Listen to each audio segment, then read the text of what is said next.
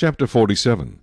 Then Joseph went and told Pharaoh, and said, My father and my brothers, their flocks and their herds, and all that they possess, have come from the land of Canaan, and indeed they are in the land of Goshen. And he took 5 men from among his brothers, and presented them to Pharaoh. Then Pharaoh said to his brothers, What is your occupation? And they said to Pharaoh, Your servants are shepherds, both we and also our fathers.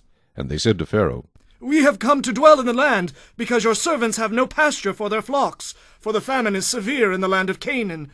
Now therefore please let your servants dwell in the land of Goshen. Then Pharaoh spoke to Joseph, saying, Your father and your brothers have come to you. The land of Egypt is before you. Have your father and brothers dwell in the best of the land. Let them dwell in the land of Goshen. And if you know any competent men among them, then make them chief herdsmen over my livestock. Then Joseph brought in his father Jacob, and set him before Pharaoh, and Jacob blessed Pharaoh. Pharaoh said to Jacob, How old are you? And Jacob said to Pharaoh, The days of the years of my pilgrimage are 130 years.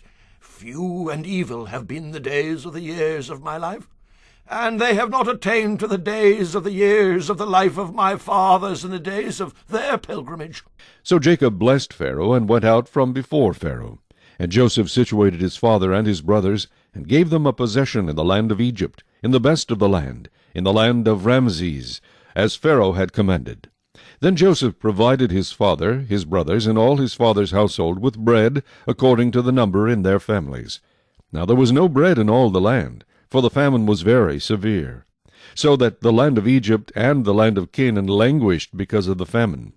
And Joseph gathered up all the money that was found in the land of Egypt and in the land of Canaan, for the grain which they bought. And Joseph brought the money into Pharaoh's house. So when the money failed in the land of Egypt and in the land of Canaan, all the Egyptians came to Joseph and said, Give us bread, for why should we die in your presence?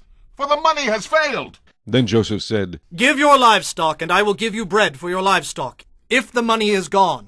So they brought their livestock to Joseph, and Joseph gave them bread in exchange for the horses, the flocks, the cattle of the herds, and for the donkeys. Thus he fed them with bread in exchange for all their livestock that year.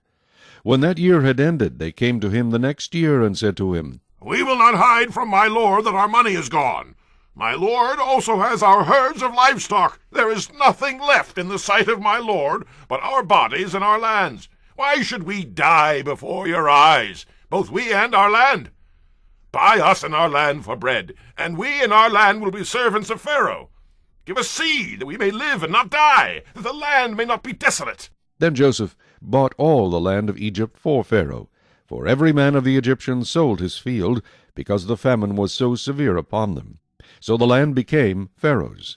And as for the people, he moved them into the cities, from one end of the borders of Egypt to the other end. Only the land of the priests he did not buy, for the priests had rations allotted to them by Pharaoh, and they ate their rations which Pharaoh gave them. Therefore they did not sell their lands. Then Joseph said to the people, Indeed, I have bought you and your land this day for Pharaoh. Look, here is seed for you, and you shall sow the land.